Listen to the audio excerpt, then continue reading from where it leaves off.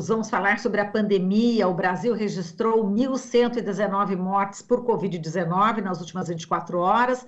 O total de mortos por Covid até agora, desde o início da pandemia, é de 474.614, perto de 500.000 de vidas perdidas. A média móvel de mortes nos últimos 7 dias chegou a 1.664. A gente já está no 20º dia consecutivo de estabilidade que se assemelha a um platô, não queda. Em relação à vacinação, receberam a primeira dose 23,42% da população brasileira e a segunda dose foi dada em 10,87% da população. E a gente vai falar sobre vacina, sobre pandemia, sobre CPI da Covid, com Ernesto Marques Júnior, professor da Universidade de Pittsburgh, nos Estados Unidos, e pesquisador da Fiocruz em Recife. Nesse momento, você está falando, Ernesto, professor, de que cidade aí dos Estados Unidos? De Pittsburgh, no estado da Pensilvânia. Muito bem, e aí é mais cedo, né? Aqui 8h34. Aqui são 7h34, ainda é cedinho, o dia acabou de amanhecer. E muito obrigada por ter aceito aí nosso pedido de entrevista, professor. Bom, vamos falar inicialmente sobre as vacinas, né? A Agência Nacional de Vigilância Sanitária Anvisa autorizou na última sexta-feira a importação de forma excepcional de 928.000 doses da Sputnik V e de 4 milhões da Covaxin, mas não garante qualidade, eficácia ou segurança. Queria, professor, que você explicasse o porquê que isso ocorre, por que não é possível garantir essa qualidade, essa eficiência. Bem, não é que não, vamos dizer assim, a Anvisa não tem como garantir isso. Não significa que não existam garantias de segurança, eficácia e qualidade. A razão com que a Anvisa não tem como fazer essa garantia é porque a documentação dos estudos clínicos feitos pela Gamaleya não são do mesmo tipo que são necessários ou que são usuais para a Anvisa rever. Então, devido a essa incompatibilidade, a Anvisa autorizou com algumas condições e que alguns dos testes que vão dar essa garantia vão ser feitos aqui em laboratórios certificados, etc., que irá suprir essa lacuna entre o que a Gamaleya tem e o que a Anvisa precisa. Exato, inclusive a revista The Lancet já publicou, né, estudos a respeito da Sputnik V, né? Já. A questão é que um artigo científico você não entra com todos os detalhes e nem é a obrigação do revisor de um jornal científico ir atrás de verificar a veracidade e a acuracidade das informações fornecidas pelos autores. Você avalia o que está sendo apresentado. Já uma agência regulatória, ela, além disso, ela necessita de verificar toda a documentação que comprova a acuracidade daqueles dados. E são coisas diferentes. Em termos de estudo clínico, a gente tem uma coisa: o que não está escrito no papel não existe. Então, se você não tem o mesmo padrão de documentação que, vamos dizer, a maioria dos países do G20 tem, a agência regulatória vai sentir falta daquelas certificações e vai gerar uma certa insegurança. Porque elas têm as suas regras próprias de funcionamento. Em condições excepcionais, elas flexibilizam, que foi o caso no momento da Anvisa, flexibilizou, mas para salvaguardar a segurança dos brasileiros que vão ser imunizados, ela adicionou alguns requerimentos com relação à certificação daquela qualidade que vão ser feitas no Brasil pelo INCQS, que é um órgão oficial de validação da segurança, e alguns estudos de efetividade que, vamos dizer assim, os desenhos já estão prontos e aprovados em comissão de ética, etc. Basta fazer alguns ajustes e começar o quanto antes possível. No momento que esses estudos já estiverem em andamento, aí sim poderá ser liberado o restante das doses, caso nada extraordinário ocorra, claro. Perfeito. Professor, em relação à Covaxin, pelo menos a informação que a gente tem aqui, que não teve estudos de fase 3 publicados, é isso? O que também não significa, assim, é a situação, vamos dizer, oposta da Sputnik. Mas a situação é similar, no sentido, não é necessário para a agência regulatória avaliar um estudo, se já tem estudo publicado ou não, porque são avaliações totalmente diferentes. A avaliação da agência regulatória, como eu falei, são os documentos internos de como os dados foram adquiridos, dos resultados, e não só avaliar a conclusão dos mesmos. Né? Você tem que ir atrás da fonte dos dados. E a situação é similar, no sentido de que também para salvaguardar vamos dizer, a segurança e eficácia da vacina, foram requeridos também ações similares à da Sputnik. Quer dizer, e inclusive ficou restrito, não é isso? Algumas determinadas pessoas, quer dizer, Sim. pessoa grávida não pode, lactante não pode, menor de 18 anos também, ou maiores de 60. Tem vários empecilhos aí, né? Isso é em um primeiro momento, né? Até fazer essa avaliação inicial aqui no Brasil. Depois disso, não apresentando nenhum problema nesse grupo, aí sim pode se expandir para os demais grupos. Então, por isso, essa estudo inicial, que eu compararia, vamos dizer, é uma espécie de test drive, antes de comprar o carro. Sim, mas é um teste drive seguro, professor? É um test drive seguro. Você vai dirigir num circuito fechado, sem outros carros, vamos dizer assim, feito um teste para tirar a carteira de motorista. Então, é seguro, vai ter, vamos dizer, uma pessoa experiente do lado, monitorando o que vai ser feito e com alerta a qualquer situação de perigo que possa ocorrer. Então,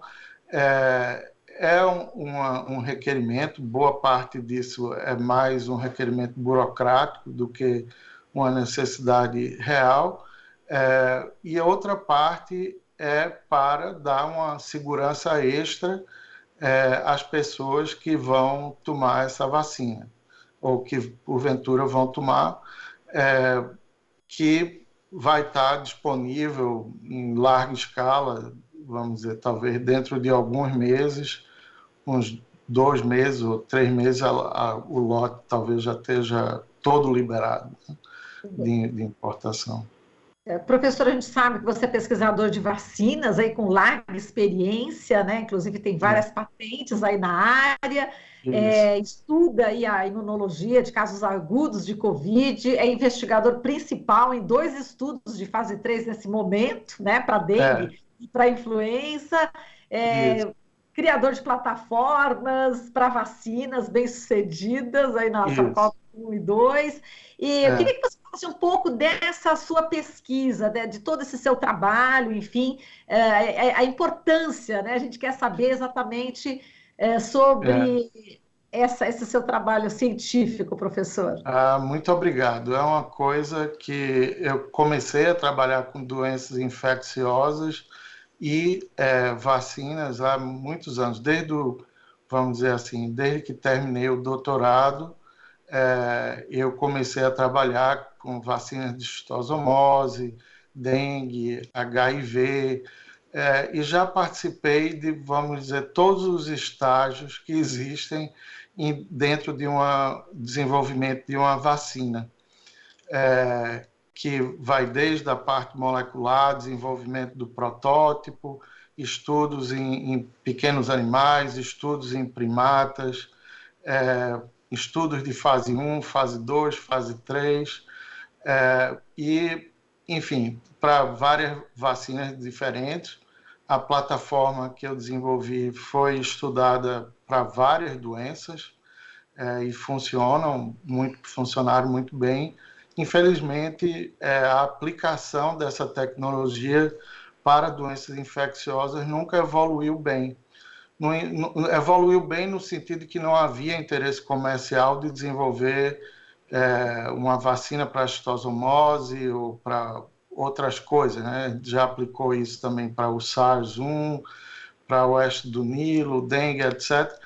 No entanto, vamos dizer assim, o interesse comercial não era tão grande. No entanto, a tecnologia vem sendo usada para vacinas de câncer e também alergias, e que vem evoluindo muito bem. Mas eu sou suspeito para falar, uma vez que eu tenho um conflito de interesse, que é um ponto importante a comunidade saber e entender, que, por exemplo, eu, como detentor de patente, eu não posso fazer nenhum estudo clínico usando a minha tecnologia. Outras pessoas aqui podem fazer. Além disso, eu não sou informado de resultado algum até a publicação final, para evitar possíveis influências no discurso e confundir as pessoas com relação à qualidade e eficácia das vacinas. E isso também é um praxe dentro da pesquisa clínica, até em animais, estudos em animais que eu faço com essa tecnologia, eu tenho que pedir uma permissão especial para que eu coordene esses estudos, também visando evitar manipulação de resultados e dar segurança à comunidade como um todo de que os resultados não foram influenciados por interesses pessoais. Então, isso é um ponto que a comunidade talvez não perceba ainda, esse aspecto. Estudo clínico é extremamente complexo, de qualquer natureza que seja feito, é extremamente rigoroso. Tudo que ocorre com o participante tem que ser documentado, absolutamente tudo. Os testes laboratoriais que são feitos nesses voluntários precisam ser validados e confirmados. É um processo extremamente trabalhoso, porque você tem que provar que todos os seus insumos são daquela qualidade que você diz que é. Você não pode levar nada, vamos dizer assim, à confiança do fornecedor. Se o fornecedor, isso é 100% puro. Ele diz que é 100% puro, mas eu tenho que me certificar que é 100% puro para informar a agência regulatória. É esse tipo de coisas que, vamos dizer assim, uma agência regulatória sofisticada exige para evitar qualquer erro de produção industrial. Vamos dizer assim, produzir 100 mil doses de uma vacina ou 10 mil doses de uma vacina não é muito problemático. Na hora que você começa a produzir 10, 100 milhões, aí, vamos dizer assim, aquele problema que você nunca imaginou que poderia ocorrer, vai ocorrer.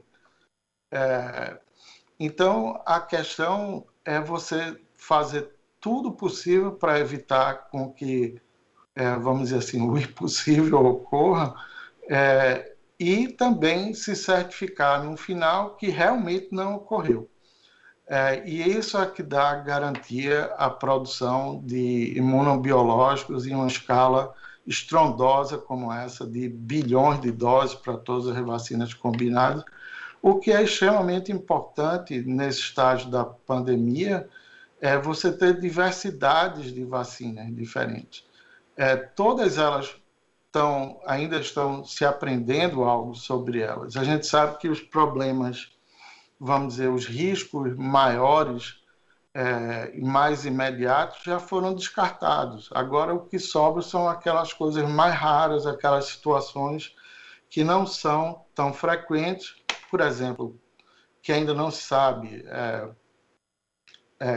como as vacinas são seguras em pessoas que têm trombofilia, isso, várias situações, ou pessoas com HIV, elas vão funcionar tão bem ou não, ou pessoas com câncer, e tudo isso são questões que ainda estão sendo respondidas, né? Durante esse estágio do desenvolvimento. Então, por isso é importante ter vários, porque umas vão funcionar um pouco melhor que outras em diferentes situações, e a gente também tem que estar preocupado em combater o surgimento de variantes resistentes, não é?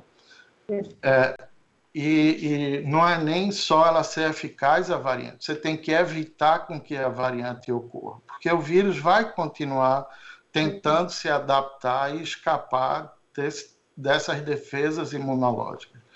Então, vamos dizer assim, é uma coisa que se usa para antibiótico, antiviral, por exemplo, HIV, o tratamento, usam 3 medicamentos diferentes que atuam em lugares diferentes. Então, o vírus pode até desenvolver resistência contra uma dessas drogas, mas ele não consegue desenvolver resistência às 3 ao mesmo tempo. Então, da mesma forma, no nível populacional, se você usa várias vacinas que atuam de maneira diferente, vamos dizer assim, a chance de surgir uma cepa resistente a tudo é muito menor. Pode até ser resistente a uma, mas não a todas. Certo. Professor, eu vou dar aqui algumas informações a respeito de um estudo, né, o mapeamento e análise das normas jurídicas de resposta à Covid no Brasil, que foi feito pelo Centro de Estudos e Pesquisas de Direito Sanitário da Faculdade de Saúde Pública da Universidade de São Paulo, a pedido da CPI da Covid, que reforça que a disseminação do coronavírus no Brasil se deu por empenho e eficiência do governo federal. De acordo com a pesquisa, não houve incompetência e negligência da parte do governo federal na gestão da pandemia. Ao contrário, a sistematização de dados revela o empenho e a eficiência em prol da ampla disseminação do vírus. Vou perguntar para você em relação a como é que você viu esse estudo e também como é que está vendo a possibilidade da Copa América ser realizada aqui no Brasil. E hoje o ministro da Saúde, Marcelo Queiroga, vai à CPI e vai ser com certeza questionado sobre essa questão do evento futebolístico. Como é que você vê esse estudo e essa possibilidade da Copa? Ok, por partes. O estudo, eu não estou familiarizado com esse estudo por si, mas estou familiarizado com o que vem ocorrendo no Brasil e em outros países na resposta a essa pandemia.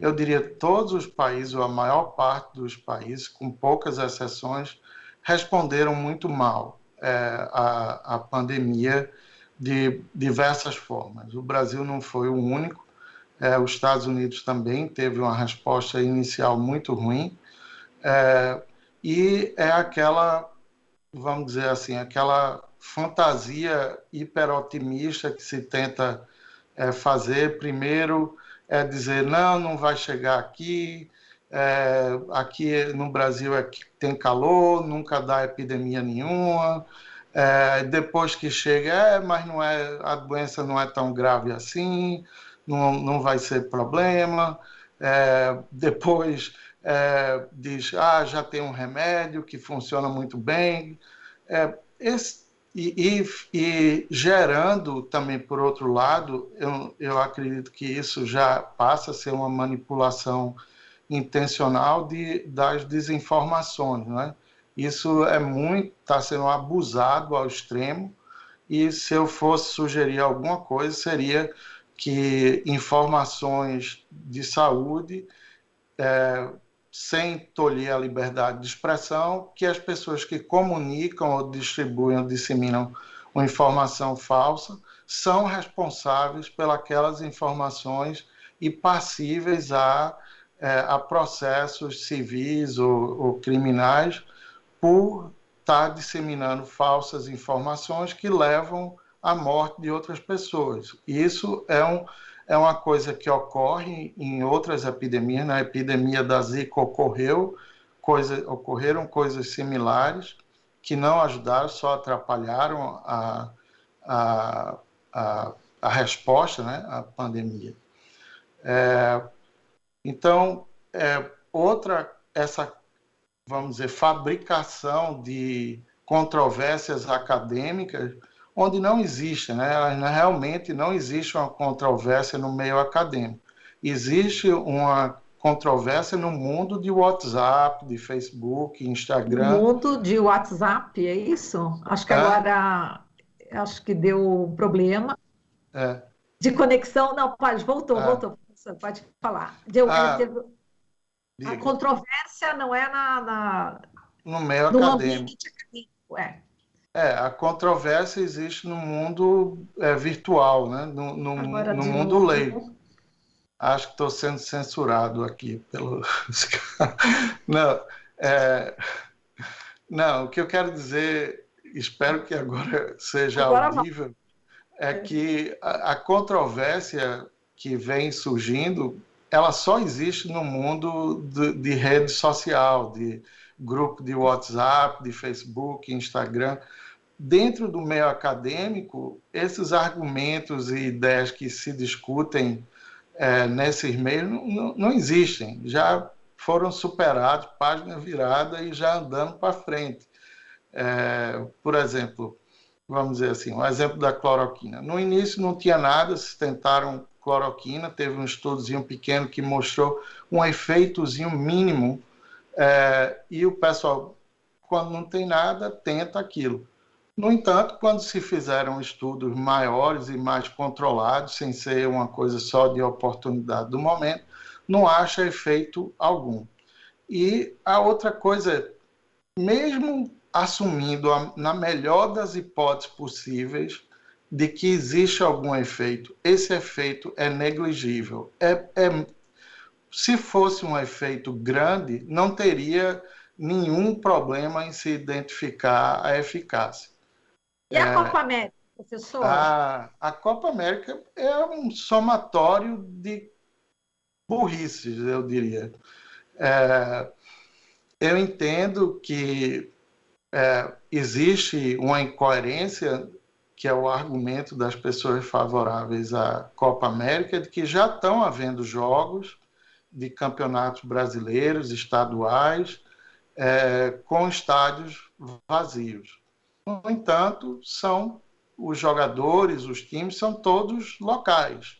Não envolvem idas e vindas de um contingente relativamente grande de pessoas de vários países, né, da América Latina. E isso muda um pouco de figura, não é exatamente a mesma coisa. Os jogadores, vamos dizer, do meu estado, do Sport, do Náutico, do Santa Cruz, eles não estão entrando e saindo do país, eles estão, no máximo, andando de um estado para o outro. Isso, vamos dizer assim, é uma decisão que vai de encontro à situação epidêmica atual do Brasil, que é grave. Por exemplo, eu não me surpreenderia que alguns países os jogadores não queiram vir para o Brasil. Talvez nos países esteja mais bem controlado e eles não vão querer se expor. Não é? E acredito que vários jogadores brasileiros que estão no exterior talvez se sintam da mesma forma.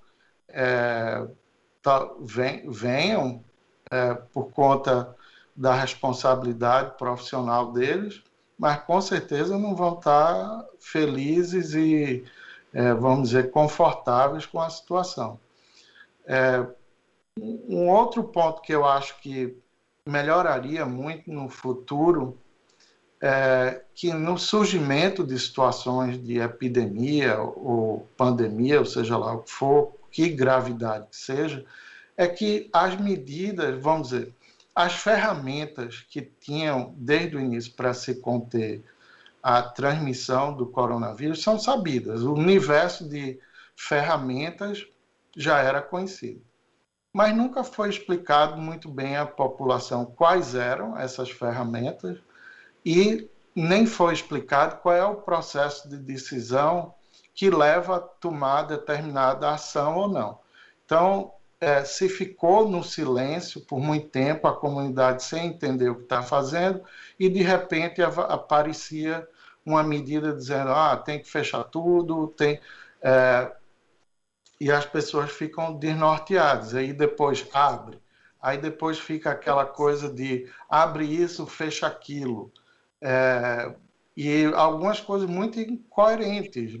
Dizer, transporte público não transmite. Aí mostra um estudo na Suíça, não sei aonde, onde tem um transporte público maravilhoso, dizendo que não houve transmissão. Sim, no transporte público da Suíça. No daqui não é igual, né? Se a gente tivesse um transporte público. Desculpa interromper, que o nosso jornal vai terminar e temos uma grande, precisamos respeitar o horário. Desculpa, mas a gente volta a se falar com certeza em outras oportunidades, professor. Muitíssimo obrigada. Obrigado também. Um abração, até mais. Você está ouvindo Jornal Brasil Atual. As notícias que os outros não dão.